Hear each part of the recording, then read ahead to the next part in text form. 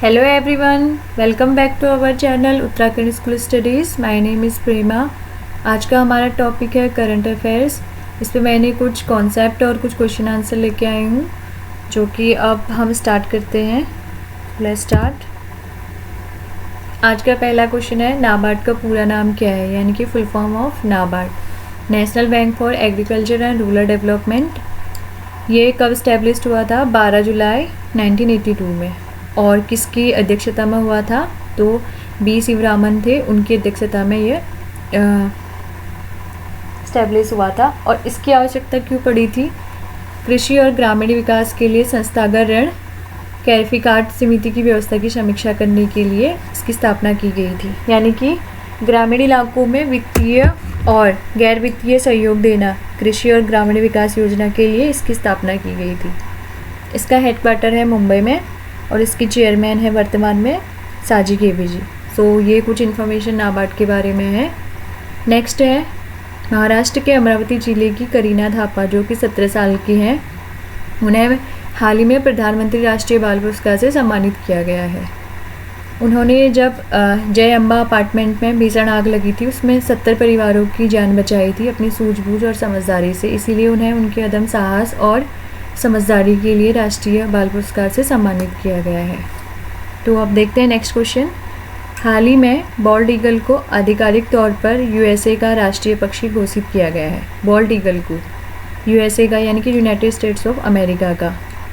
जैसे भारत का राष्ट्रीय पक्षी आप सभी को पता है मोर है, तो इसी तरह से वहाँ का आधिकारिक तौर पर बॉल्ड ईगल को राष्ट्रीय पक्षी घोषित किया गया है। तो थोड़ी बहुत हम यूएसए के बारे में जान लेते हैं।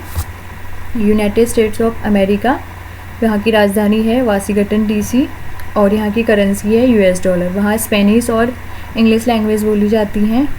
अभी वर्तमान में वहाँ के राष्ट्रपति हैं डोनाल्ड ट्रम्प।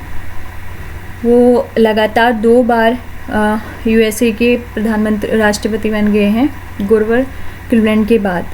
और अमेरिका में कुछ वहाँ का जो कॉन्स्टिट्यूशन है उसके अमेंडमेंट के बाद यह किया गया है कि वहाँ पे जो भी व्यक्ति है वो केवल 2 बार ही वहाँ का राष्ट्रपति बन सकता है। साथ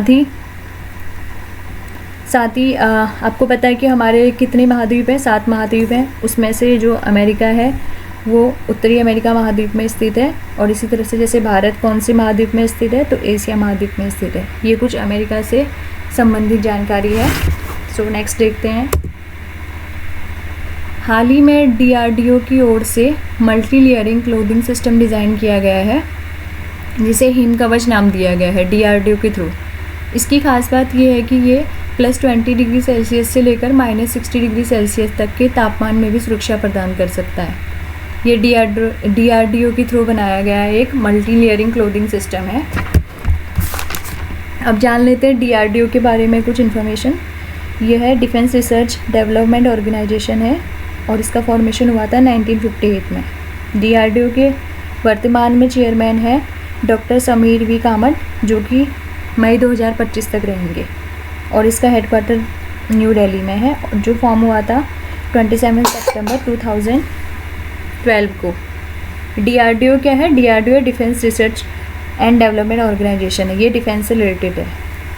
नेक्स्ट क्वेश्चन है, HMPV वायरस, जो हाल फिलहाल आपने न्यूज़ में भी देखा होगा। HMPV वायरस क्या है? ये इसका फुल फॉर्म क्या है? ह्यूमन मेटान्यूमो वायरस है। ये कोविड की तरह ही एक वायरस है, जो कि सांस लेने से और इन्फेक्शन से, एक दूसरे के टच में आने से, कांटेक्ट से फैलता है। तो इसके लिए भी हमें वही सारे प्रोटेक्शन यूज़ करने हैं जो हमें कोविड के टाइम पे किए। तो इसके बारे में भी आप जान लीजिए। नेक्स्ट है UNCCD COP16 क्या है? सबसे पहले हम UNCCD के बारे में पढ़ते हैं। ये क्या है? UNCCD यूनाइटेड नेशन द्वारा बनाया हुआ एक ऑर्गेनाइजेशन है, जिसका फुल फॉर्म है United Nations Convention to Combat desertification, यानी कि मरुस्थलीकरण को रोकने के लिए यूनाइटेड नेशन द्वारा बनाया गया एक ऑर्गेनाइजेशन है, जो कि 198 जो कंट्रीज़ हैं उन पे ये कानूनी तौर पे बाध्य है कि उनको ये करना ही करना है। और इसका फॉर्मेशन हुआ था 1994 में और ये इफेक्ट में आया था 1996 में। तो डिजिटिफिकेशन क्या होता है, यानी कि मरुस्थलीकरण क्या है? जो हमारे पूरी दुनिया में जो हमारी उपजाऊ ज़मीन है वो धीरे धीरे डेजर्ट यानी कि मरुस्थल बनते जा रहे हैं।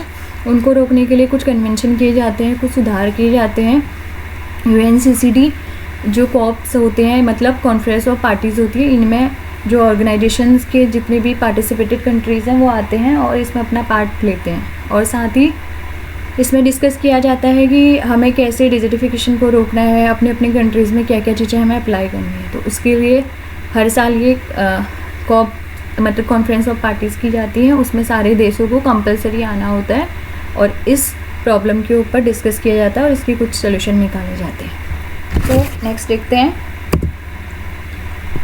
किस राज्य में भारत के पहले जैविक मत्स्य पालन क्लस्टर का शुभारंभ हुआ है, यानी कि ऑर्गेनिक मत्स्य पालन क्लस्टर कहाँ स्टार्ट हुआ है अभी हाल फिलहाल? तो सिक्किम में। सिक्किम की राजधानी है गंगटोक। नेक्स्ट है, एरो इंडिया 2025 का आयोजन कहाँ किया जाएगा? एरो इंडिया इसका 2025 का आयोजन बेंगलुरु में किया जाता है। ये हर साल मतलब ये 2 साल, 1 साल छोड़ के 1 साल, यानी कि 2 साल के बाद हमेशा बेंगलुरु में ही किया जाता है, वहाँ के एयरवेज में।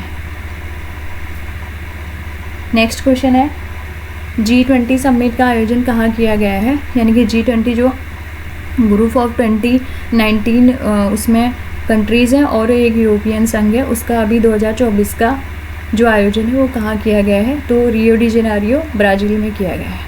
इसका भी जब से G20 बना है तो इसके भी समिट होते हैं अलग अलग कंट्रीज़ में, जो जो इसके इस G20 के पार्ट है। अभी 2023 से भारत भी इसका पार्ट बना है और अभी इसका जो आयोजन किया गया है वो ब्राज़ील में किया गया है। तो ब्राज़ील के बारे में जानते हैं, ब्राज़ील की कैपिटल है ब्राज़ीलिया, ठीक है। और अभी बस इतना ही, अभी 2024 का इसका जो सबमिशन हुआ है वो ब्राज़ील में हुआ है। नेक्स्ट क्वेश्चन है, NIS उत्कर्ष क्या है? तो NIS उत्कर्ष भारतीय नौसेना का एक युद्धोपथ है। इसे L&T शिपिंग यार्ड लिमिटेड ने भारतीय नौसेना के लिए बनाया है। इससे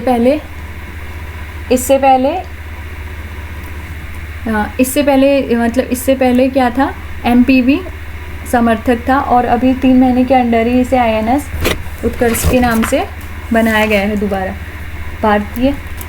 इसे निजी भारतीय शिपयार्ड ने बनाया है भारत के लिए। L&T MPV, जैसे इससे पहले ये MPV समर्थक था। MPV का मतलब है मल्टीपर्पज़ वेजल्स और INS का मतलब है Indian naval ship. So thank you आज के इस वीडियो के लिए। Thank you for watching.